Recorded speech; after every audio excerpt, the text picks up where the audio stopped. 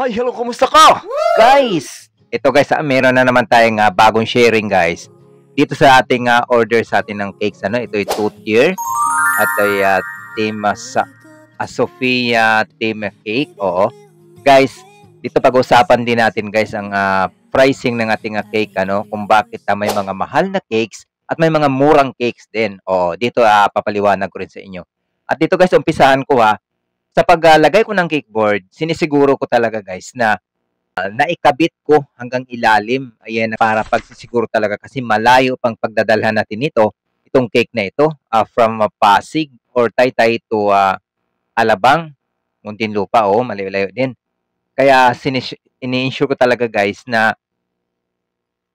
maano siya matanggal, ay maikabit or malagyan natin talaga ng matibay na dowels, yung gitna. Tapos, ayan, sinisiguro ko talaga. At saka yung cake board namin ginamit, yung wood, talaga namang napakatibay niyan. Kahit 5-tier cake pang ilalagay natin dyan, talagang pasok pa rin talaga siya. Kahit makikita natin medyo manipis, pero talagang napakatibay. Okay?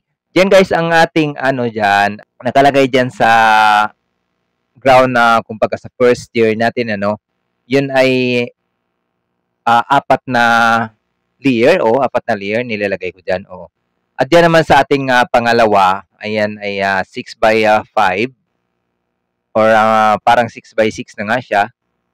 Yan ang obi chipon lang nandyan ang ating nilagay sa taas. Pagkatapos yung baba talaga, yan ay chocolate moist.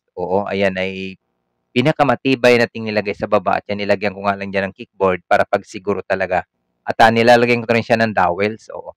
Guys, isa ko rin paliwanag sa inyo guys, bakit ba mas mahal ang customized cakes kaysa nabibili lang natin sa mga display na cakes diyan sa mga tindahan or sa mall? Ayan guys, paliwanag ko sa inyo guys. Kasi ang ating customized cakes ayan ay pasadya. At isa pa, yan ay masasabi natin talaga na may quality at bago. Kumbaga, tingnan natin mabuti Kasi once may umorder sa atin na customized cakes, first tier lang yan o 2-tier, 3-tier, kailangan talaga niyan susuluhin natin. Kumbaga, halimbawa, mag-order kayo na walang kasabay. Syempre, shoulder natin lahat yan. Mula sa mga ingredients, pagbili ng ingredients, titingnan pa natin yung mga accessories na gagamitin natin sa buong cakes talaga. Kaya talaga, hindi natin masasabi na, hindi natin mapresyuhan talaga na maipantay natin sa iba na mga binibili. Ang iba nga nagtatanong bakit daw ang mahal ng customized cakes. Ang masabi ko dyan, yan naman ang customized cakes talaga. Kumbaga, namimili tayo ng mga gamit. Sabihin na natin namimili tayo ng mga branded na gamit. Halimbawa, damit or mga gamit dyan. Na bakit naisip natin na mahal? Kisa ikumpara natin doon sa ibang brand. Ngayon, isipin natin na alam mo naman talaga natin yung quality ang tinitingnan natin. Kumbaga, dito naman sa atin talagang quality din ang ating panlaban dito. At syempre naman, ang gastos natin dyan dahil solo, ang oras na ginagamit natin at yan ay pag-friend pa natin ng mga toppers, lahat-lahat yan guys. Kung tutuusin nga talaga, konting-kunti lang din talaga ang ating tubo dyan dahil binabawas natin lahat-lahat. Binabawas natin. Buti kung matatawag nating mass production ang ating gagawin sa isang cakes, talaga po namang maibigay natin ang medyo mababa. Kasi halimbawa, sa mass production, gumagawa tayo ng halos 100 cakes, pataas, to 1,000 na cakes. Siyempre, mai-confer natin doon pa lang sa oven, malaki nang natipid natin pag mass production or sabay-sabay na gawa ng cakes. Pero pag solo ang ating gagawin, talaga namang shoulder natin lahat yan mula sa ating pagluto, lahat-lahat yan. Lalo na pagkatapos, andyan ang ating mga hugasan na tambak. Normal lang talaga yan. Pero, kumbaga guys, ayan naman talaga normal lang talaga na ganyan ang mangyayari sa bawat home bakers natin. Kaya, wag tayo talagang, wag nating sobrang ibaba ang pricing ng ating customized cakes. Yes! Kasi syempre, ang binabayaran dito, yun din ang ating, kumbaga, ang ating expertise. Dito sa ating paggagawa ng mga cakes. At hindi rin naman talaga din madali. Talaga po namang kahit pa sinong Sino bang gumagawa diyan ng cakes talaga bang, napakadali? Although may mga nagfo-frosting na ngayon talagang mga machine na, automatic, pero sabi nga nila, iba talaga 'pag yan natutukan at unahan mo talaga or, ikaw talaga mismo ang mano-mano paggawa niyan. Kasi yung mga details niyan, talagang maiayos mo pagkabit. Halimbawa, nakapuwesto kung saan, titingnan mo pa kung paano ang mga tamang, angle, gano'n lang talaga. 'Pag, kabit pa natin ang mga toppers, halimbawa, yung ating mga accessories sa taas, yan din naman ay may price din ang ating in-order, oo, pag-order natin. Ayan guys, sana inyo yang maintindihan na bawat customized cakes nating, gusto or expected na talaga yan na talagang, may price. Parang pricey din talaga, oo. Pero doon naman talaga sa nakipag-usap sa atin, tayo madali naman makipag-usap. Kahit konti lang ang tubo talaga basta mapagbigyan natin ang mga nag-birthday kumbaga, ay siyempre hindi natin tatanggihan 'yan, oo.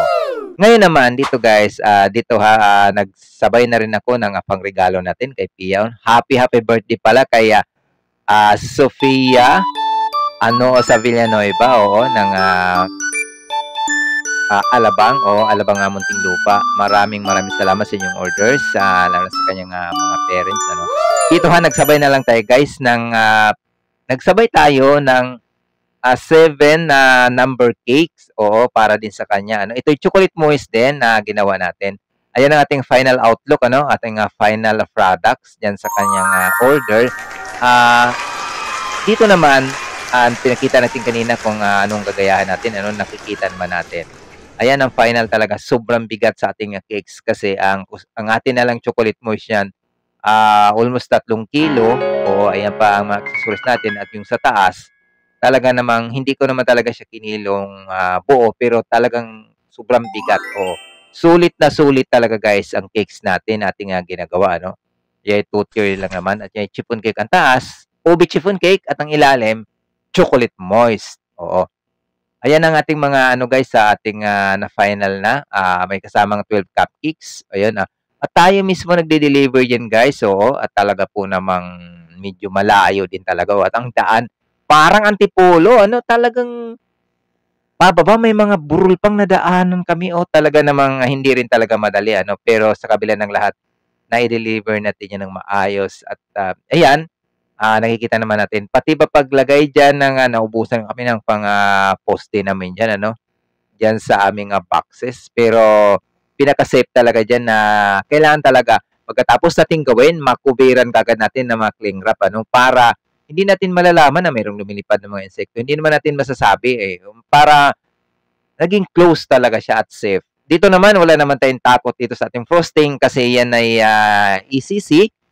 Yan na may hindi po talaga siya tunawin, oo.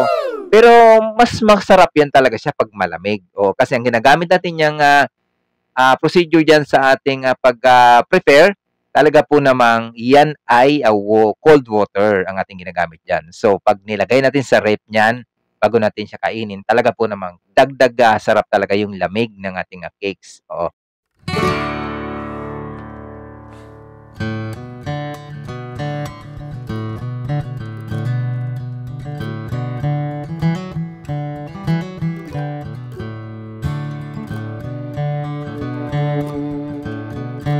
Sana may nakuha kayo ditong idea, ano, sa ating mga paggagawa nito, sa ating customized cakes.